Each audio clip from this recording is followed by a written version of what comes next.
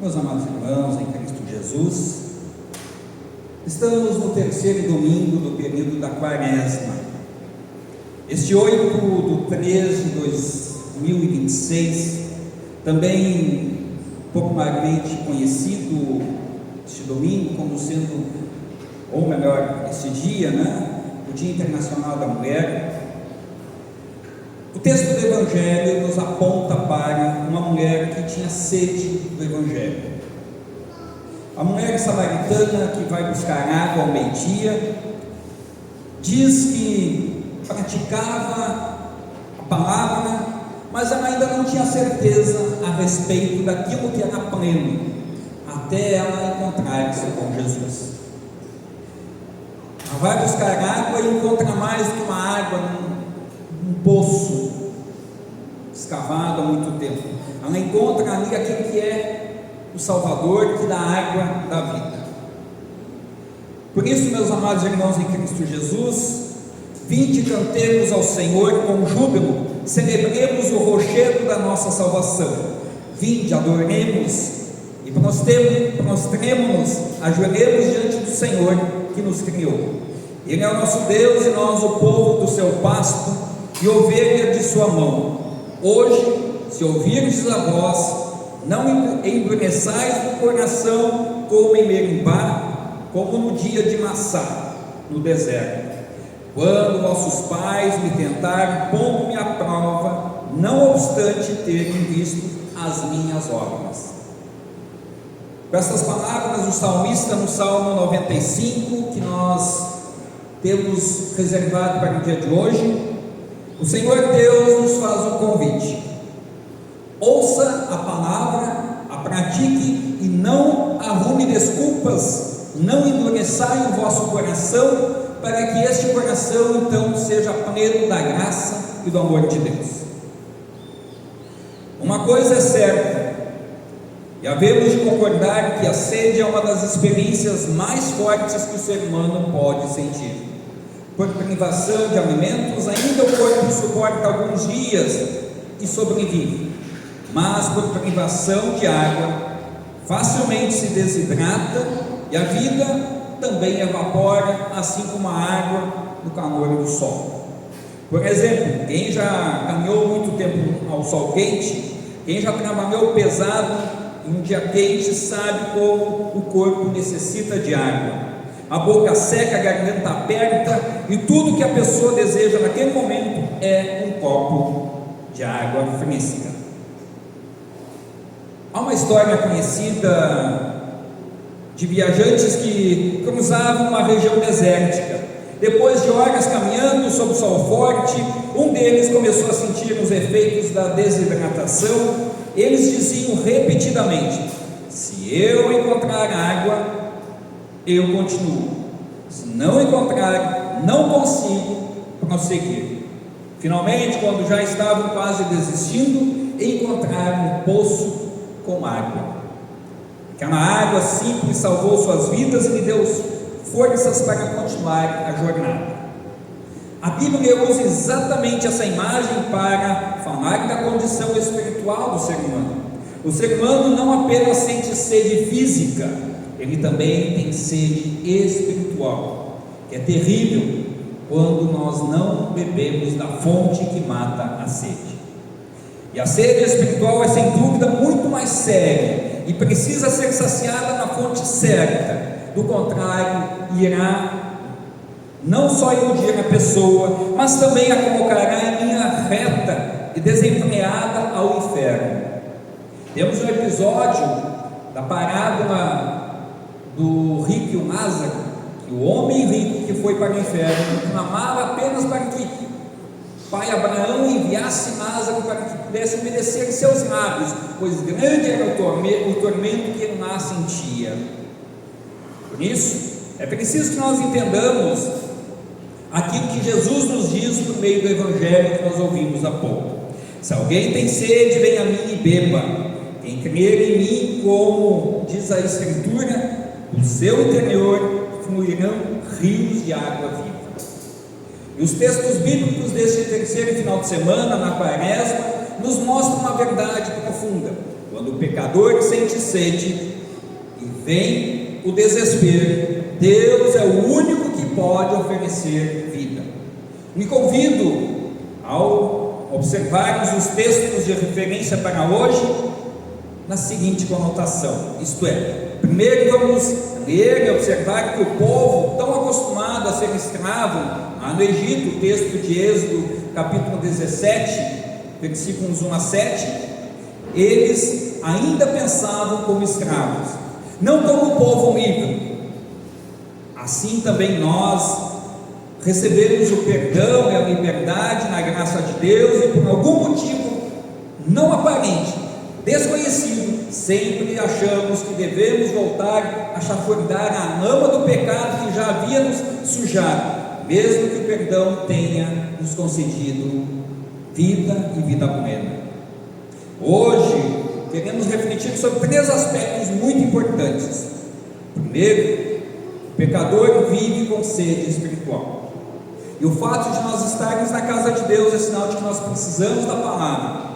É bem verdade que teremos uma assembleia na congregação logo após o culto, mas este não deve ser o foco de eu estar na congregação tão somente, mas porque eu tenho sede e preciso ser saciado em Cristo Jesus.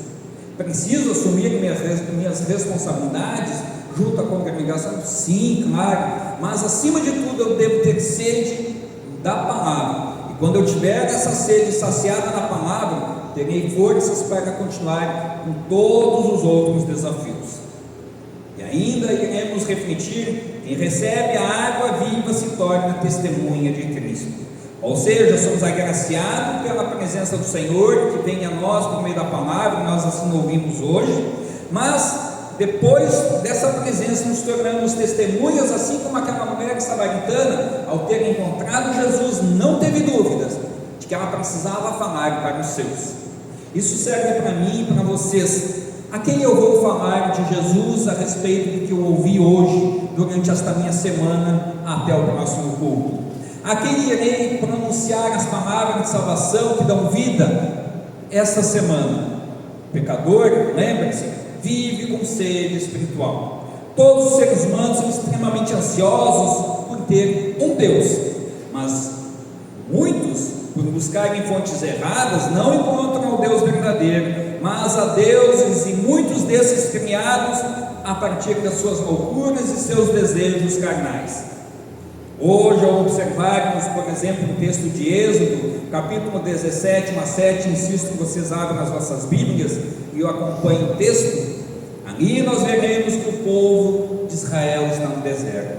Eles haviam sido libertos da escravidão do Egito. Deus havia realizado grandes milagres, e nós recordamos a travessia do Mar Vermelho. Deus tinha mandado as pragas sobre o povo do Egito, mas sobre o povo de Israel nada disso acontecia, porque Deus os estava protegendo. Tudo foi extraordinário. Mesmo assim, quando chegaram a um lugar onde não havia água, começaram a reclamar. A reclamação do povo é por água. O texto diz: mas o povo estava com muita sede, continuava reclamando e gritando contra Moisés. Eles diziam: por que você nos tirou do Egito? Será que foi para nos matar de sede? A nós, aos nossos filhos, às nossas ovelhas e cabras? A sede física levou o povo a questionar a presença de Deus, levou o povo a duvidar se Deus estava com eles. Diz o texto: pois os israelitas reclamaram contra Moisés e puseram o Senhor à prova, perguntando: o Senhor está com a gente ou não? Olha que atrevimento. Mas é assim: o pecador desafia Deus e acha que ainda está certo, acha que pode fazer as coisas do seu jeito e quer que agora Deus abençoe seus pecados. Sabemos que não é assim que as coisas funcionam. O que Deus tem para nós é para nós. O que Deus tem reservado para nós, aceitemos e sigamos a nossa caminhada. Esse episódio revela algo profundo sobre o coração humano, tanto que mais tarde o apóstolo Paulo nos leva à reflexão de que a salvação não se mostra apenas em milagres, mas pela palavra que é preciso ser crida, ou seja, eu ouço a palavra, eu confio. Eu não vou botar condicional bom, mas se eu tiver tal coisa, então eu vou acreditar. Se eu conseguir isso, eu vou acreditar. Não, ouça, creia e viva, ponto. Meus irmãos, diz o apóstolo Paulo, Deus, na sua sabedoria, não deixou que os seres humanos o conhecessem por meio da sabedoria deles. Pelo contrário, resolveu salvar aqueles que creem e fez isso por meio da mensagem que anunciamos, a qual é chamada de louca. Os judeus pedem milagres como provas e os não-judeus procuram a sabedoria, mas nós anunciamos o Cristo crucificado, uma mensagem que para os judeus é ofensa e para os não-judeus é loucura. Quando enfrentamos dificuldades, muitas vezes esquecemos o que Deus já fez por nós. Facilmente nosso coração se turva, facilmente começamos a olhar só para os problemas e nos esquecemos de olhar para a promessa e a cruz de Cristo. É exatamente isso que o salmista no Salmo 95 faz um alerta. Se hoje vocês ouvirem a palavra de Deus, não sejamos teimosos como seus antepassados foram no deserto, quando me desafiaram e puseram à prova. O salmista lembra que o maior problema do povo não era apenas a sede física, era um coração endurecido. E eu pergunto para mim e para vocês, como está o nosso coração? Estamos ouvindo e crendo na palavra ou estamos presos ao nosso egoísmo? É preciso ter cuidado. Facilmente a gente se equivoca e facilmente a gente vai dizer, não, está tudo bem, mas a minha prática, a minha vida não diz exatamente isso. Isso continua acontecendo hoje. O ser humano tenta saciar sua sede interior de muitas maneiras, com festas, com prazeres que o mundo oferece, com todo tipo de regalias que pode o dinheiro comprar. Algumas pessoas tentam preencher o espaço vazio com dinheiro e tantas outras coisas para ter satisfação com seus prazeres, sucesso, poder, reconhecimento, enfim, ainda podemos citar tantas e tantas coisas. Diz Santo Agostinho no livro As Confissões de Santo Agostinho, no livro 1, capítulo 1, parágrafo 1: o coração humano está inquieto até descansar em Deus.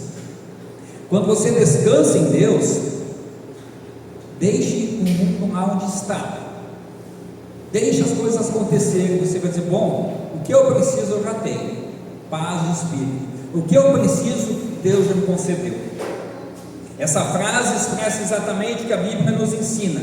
O ser humano tem sede de Deus, mas muitas vezes ele não reconhece isso e se joga para aceitar qualquer coisa que diz e matar a sede. Se por um lado o ser humano não consegue decifrar as diferenças entre água vital para a vida e água que leva para a morte, Deus responde à sede humana com graça, compaixão, dando o que há de melhor: perdão dos pecados, vida e salvação. Se dependesse da justiça imediata de Deus, aquele povo do deserto poderia ter sido castigado pela incredulidade. Eles reclamaram, duvidaram e testaram a Deus. Mas o que Deus fez? Ele respondeu com graça, deu água para o povo matar a sede. Deus disse a Moisés que ferisse a rocha que prefigurava Cristo, e da rocha saiu água para todo o povo. Diz o texto: Moisés fez como o Senhor havia mandado e bateu na rocha, a água saiu dela e o povo bebeu. Esse milagre me aponta para algo muito maior. Já no Novo Testamento, prestem atenção, lá no texto do Evangelho de João, capítulo 19, versículo 34, Jesus foi ferido pelos soldados. Lembra desse episódio? Quando, para saber se estava morto, foi ferido, perfurado no seu lado, e para mostrar que o texto do Antigo Testamento apontava para algo muito maior, diz o texto: porém um dos soldados furou ao lado de Jesus com uma lança, e no mesmo instante saiu sangue e água.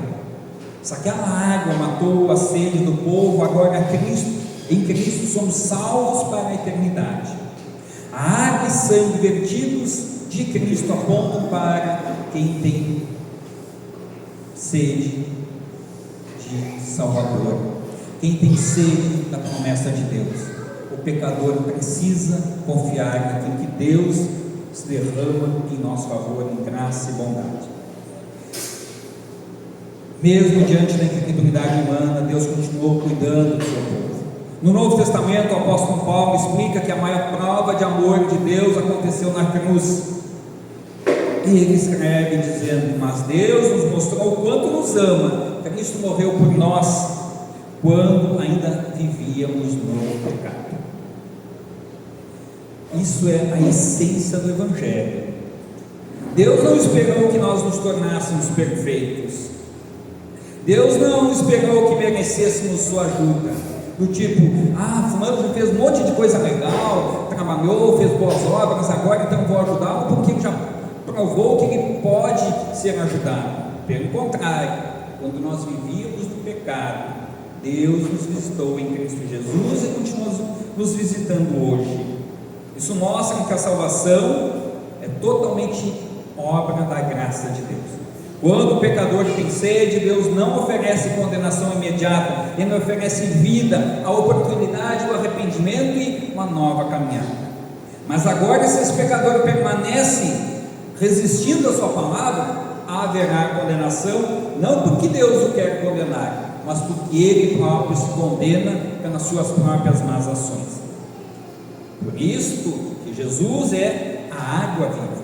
O Evangelho de João, que nós ouvimos há pouco, o Evangelho de João 4, versículo 27 a 30 e depois do 39 a 40, nós encontramos duas histórias, uma das histórias mais bonitas do ministério de Jesus. Ele encontra uma mulher samaritana junto a um poço. Essa mulher também tem sede, tinha sede, não apenas sede física, a qual ela ia matar bebendo a água tirada do poço, mas tem uma sede que a consumia, a sede espiritual. Sua vida era marcada por fracassos e relacionamentos quebrados. Basta você ler toda a história, você vai entender isso que eu estou dizendo. Ela carregava culpa, vergonha e solidão. Até parece a nossa vida. Então Jesus diz algo extraordinário: quem beber desta água terá sede de novo, mas quem beber da água que eu lhe der, nunca mais terá sede. Jesus estava falando da vida nova que Ele vai trazer. Ele estava falando do perdão dos pecados. Ele estava falando da reconciliação que Ele oferece por cada um de nós, para que tenhamos paz com Deus. Ele estava falando da reconciliação com Deus. E essa é a água viva que Jesus oferece a nós hoje, e quer que eu e você anunciemos para as pessoas da nossa casa, dos nossos amigos, dos nossos familiares. Quanta gente precisa ouvir o Evangelho. Pastor, mas eu só conheço e convivo só com pessoas que já vão na igreja. Fale de Jesus.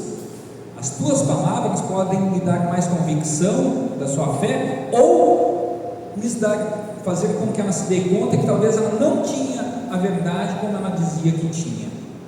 É preciso que nós falemos a respeito do amor de Jesus.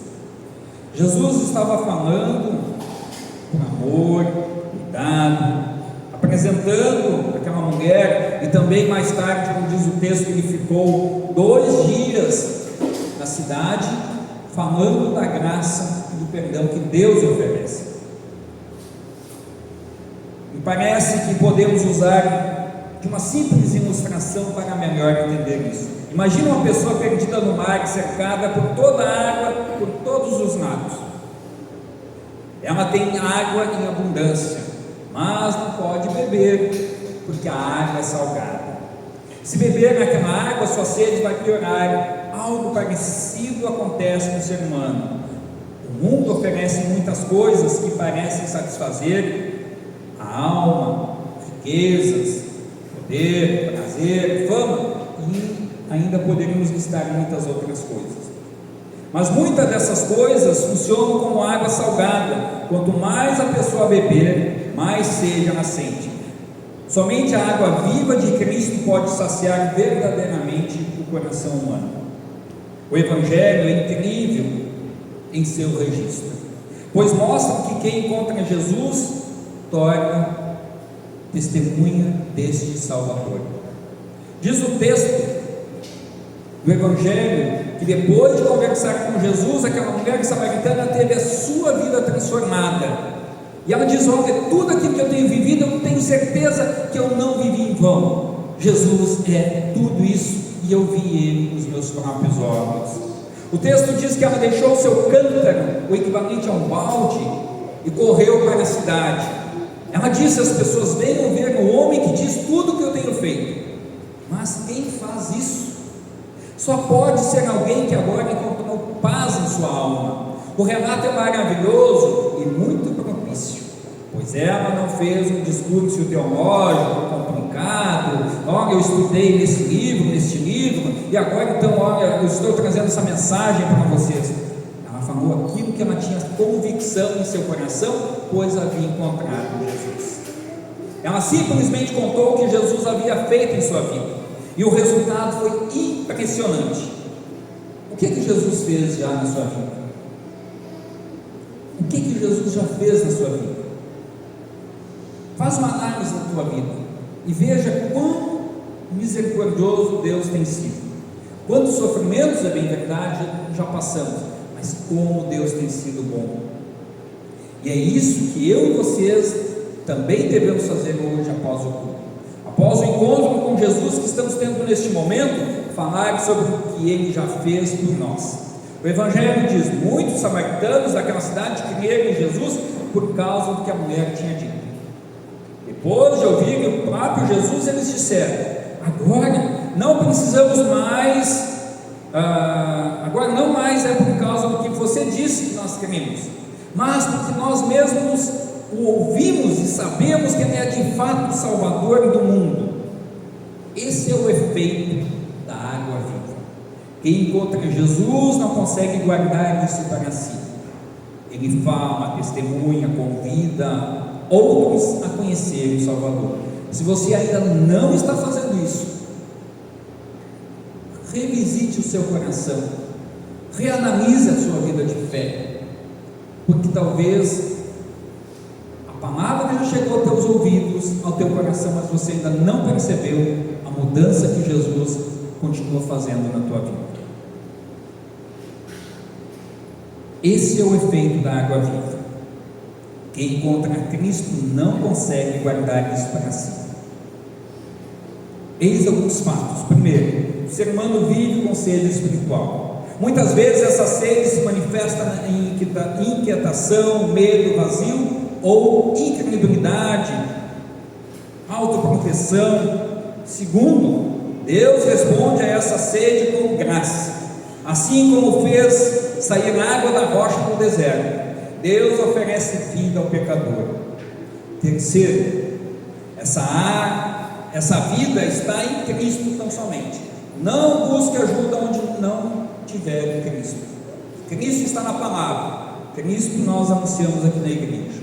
Então, venha aos cultos, é uma insistência. Como diz a palavra: mas Deus nos mostrou o quanto nos ama. Cristo morreu por nós quando ainda vivíamos no pecado. Romanos 5, versículo 8. Todo aquele que crê em Cristo recebe a água viva, recebe perdão, recebe paz com Deus, recebe vida eterna. Por isso, o convite da palavra de Deus continua válido hoje. Diz o texto: se hoje vocês ouvirem a voz de Deus, não sejam teimosos. Não sejamos teimosos. Não endureçamos o nosso coração. Venha a Cristo, beba uma água viva, encontre nele a vida que nunca termina. Quando o pecador tem sede, Deus oferece vida. Quando o pecador está agoniado, somente em Jesus encontramos perdão. Que o bondoso Deus nos guarde, a fim de que, ao ouvirmos a voz do Senhor, tenhamos o coração quebrantado para sermos remodelados na mão do Senhor, por meio da sua palavra que reconstrói a cada um de nós. Amém.